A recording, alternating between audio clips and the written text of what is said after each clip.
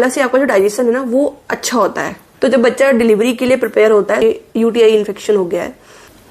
Hi guys, welcome back to my channel Pahal and mom.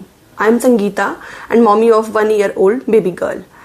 सो आज हम discuss करेंगे third trimester of the pregnancy, means 7th, 8th and 9th month of pregnancy. Third trimester start होते ही every pregnant woman के मन में एक ही ख्याल आता है कि मेरी डिलीवरी कैसे होगी, नॉर्मल होगी, सिजेरियन होगी, कहीं प्रीमेच्योर बेबी तो नहीं हो जाएगा। तो ये सब चीजें सबके माइंड में चलती रहती है, सेम मेरे माइंड में भी चलती थी। सो मैं आप लोगों के साथ डिस्कस करूंगी कि मैंने अपने थर्ड ट्राइमेस्टर में कौन कौन सी प्रॉब्लम्स को फेस किया और मैंने उनसे क्या लर्निंग्स ली हैं और मैंने उनको कैसे डील किया। So let's start with 7th month. तो 7th मंथ स्टार्ट होते ही बेबी की मूवमेंट्स तो अच्छी थी ही और बेबी की ग्रोथ भी काफी अच्छी थी। सो बेबी की ग्रोथ अच्छी होती है तो आपका टमी का साइज बढ़ने लगता है। टमी का साइज बढ़ने से आपका जो डाइजेशन सिस्टम है वो काफी स्लो हो जाता है, क्योंकि आपके टमी में स्पेस काफी कम हो जाता है और आपका डाइजेशन सिस्टम स्लो हो जाता है। तो उससे आपको हार्टबर्न की प्रॉब्लम होने लगती है, मीन्स आपको गले में जलन होने लगती है, आपका खाना ठीक से डाइजेस्ट नहीं हो पाता है।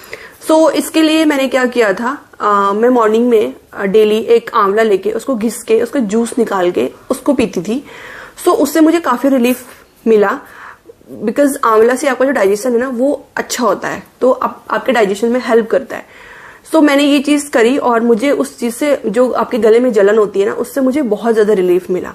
सो आप इस चीज को ट्राई कर सकते हो। इससे this is a home remedy, आपको कोई मेडिसिन नहीं लेनी है, आपको बस एक नेचुरल चीज जो आंवला होता है वो हर चीज के लिए अच्छा होता है। आपकी बेबी की हेयर ग्रोथ के लिए भी अच्छा होगा, आपकी बेबी की स्किन के लिए भी अच्छा होगा और आपके लिए भी अच्छा होता है। तो आप अपनी डाइट में आंवला इंक्लूड कर सकते हो। सेकेंड प्रॉब्लम जो मुझे हुई थी, पैरों में स्वेलिंग होना। So as you know I am working, so मुझे मोस्टली 7 to 8 आवर्स बैठे रहना पड़ता है, जिससे कि मेरे पैरों में थोड़ी स्वेलिंग आ गई थी। सो मैंने अपने डॉक्टर से कंसल्ट किया और उन्होंने मुझे कुछ मेडिसिन दी, जिससे कि मेरे पैरों की स्वेलिंग काफी कम हो गई थी। मतलब बहुत माइनर सी स्वेलिंग आती थी 9th मंथ तक, अदरवाइज मेरे पैरों में स्वेलिंग ना के बराबर हो गई थी। सो अगर आप भी ऐसी प्रॉब्लम फेस करते हैं तो आप सिटिंग जॉब करते हो उनके लिए तो जैसे फुट रेस्ट ले सकते हो आप लोग, या आपको थोड़ी ज्यादा हो रही तो अपने डॉक्टर से कंसल्ट कर सकते हो। और जो लोग वर्किंग नहीं है, जो बीच में रेस्ट कर सकते हैं, जो अपनी रेस्ट के लिए टाइम निकाल पाते हैं बीच में, तो अपनी लेग्स को अच्छे से ऊपर रख के या बेड पे लेट के अपनी पैरों को रिलैक्स करें, तो उससे भी आपको काफी ज्यादा रिलीफ मिलेगा। या रात को सोते समय आप अपने पैरों में मसाज कर सकते हो, ऑयलिंग करा सकते हो या खुद से कर सकते हो अगर आप कर सकते हो तो उससे भी आपको काफी ज्यादा रिलीफ मिलेगा।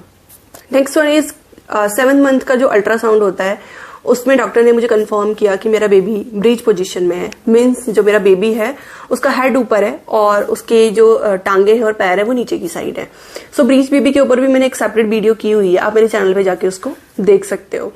सो डॉक्टर ने जब कंफर्म किया कि आपका बेबी ब्रीच पोजीशन में है, सो उसके बाद मुझे काफी ज्यादा स्ट्रेस हो गया कि अरे अब बच्चा तो उल्टा है, तो इट मीन्स कि मेरा सिजेरियन ही बेबी होगा। सो डॉक्टर ने मुझे कहा कि इस चीज को ज्यादा टेंस होने की जरूरत नहीं है, आपका बच्चा एंड तक मूव भी कर सकता है, मतलब वो सीधा हो सकता है, मतलब वो हेड डाउन कर सकता है। सो मैंने इससे ये लर्निंग ली है होती है कि आपका बच्चा उल्टा है। अगर आपका सी सेक्शन होना है तो वो होगा ही, आपको इस चीज को स्ट्रेस लेके परेशान होके वो चीजें चेंज नहीं होती हैं। बिकॉज मैंने 2 महीने तक स्ट्रेस लिया कि अरे ये उल्टा है, अब मेरा सी सेक्शन ही होगा, बट एट द एंड वो हुआ सी सेक्शन से ही। सो हमें स्ट्रेस नहीं लेना है, डिलीवरी नॉर्मल हो सिजेरियन हो, एट द एंड आपका बेबी हेल्दी होना चाहिए, वो मैटर करता है। दोनों चीजें आजकल बहुत नॉर्मल है, नॉर्मल डिलीवरी भी और सिजेरियन भी। आजकल सिजेरियन का रेशियो काफी ज्यादा बढ़ चुका है, तो इट्स ओके, आपको स्ट्रेस नहीं लेना है उस चीज के लिए। So let's move to the 8th month. सो 8th मंथ में जो बेबी मूवमेंट्स होती है ना वो थोड़ी सी रिड्यूस हो जाती हैं, मतलब आपके टमी में जो स्पेस है ना वो थोड़ा कम हो जाता है और उस चक्कर से बच्चा बहुत ज्यादा मूव नहीं करता है, क्योंकि बच्चे का साइज बढ़ जाता है तो वो बहुत ज्यादा मूव नहीं करता है एज कम्पेयर टू 6th और 7th मंथ। तो मेरी बेबी की जो मूवमेंट्स थी वो भी थोड़ी कम हो गई थी, तो वो 8th मंथ में थोड़ा कम मूवमेंट दिखाती थी।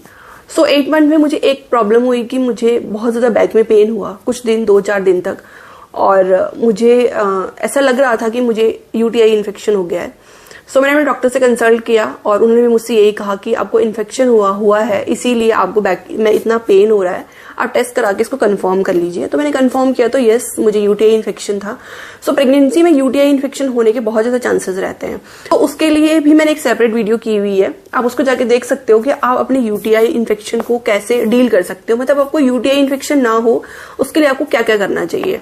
कि आपको पानी पीना चाहिए बहुत ज्यादा, अपने क्लोथ्स को क्लीन रखना चाहिए, ठीक है। तो इस टाइप की चीजें आपको अपनी डे टू डे लाइफ में इंक्लूड करनी चाहिए। So let's move to the 9th month. So 9th month start होने पर ही ना मुझे हल्के हल्के क्रैम्प्स आते थे। वंस इन अ डे ऐसा होता था कि बेबी ना बहुत ज्यादा टाइट हो जाता था, मतलब मेरा टमी बहुत ज्यादा टाइट हो जाता था और मुझे समझ नहीं आता था कि ये क्या हो रहा है।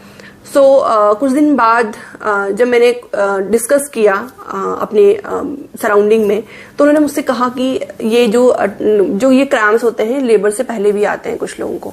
सो मैंने अपने डॉक्टर से जब डिस्कस किया इस चीज को, तो उन्होंने मुझे कहा दिस इज नॉर्मल, बिकॉज आपका 9th मंथ स्टार्ट हो चुका है।